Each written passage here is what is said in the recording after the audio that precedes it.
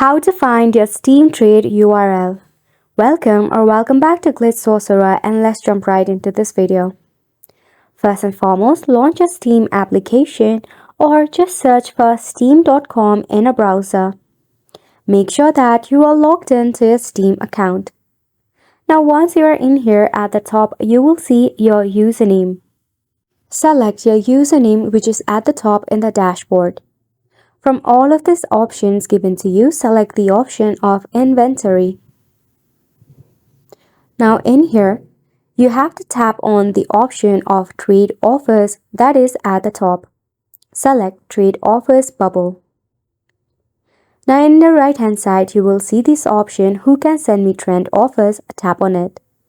Scroll down, and in this dialog box, you will see your trade URL, which can be easily copied and shared with your friends or whoever you want to. If you want to create a new one, just tap on Create New URL, and Steam will create you a new trade URL right away. That can be easily shared or can be emailed as well. If you face any issue regarding the process, you can check out the help and support of Steam. And it's a wrap for this video as well. Thank you so much for tuning in.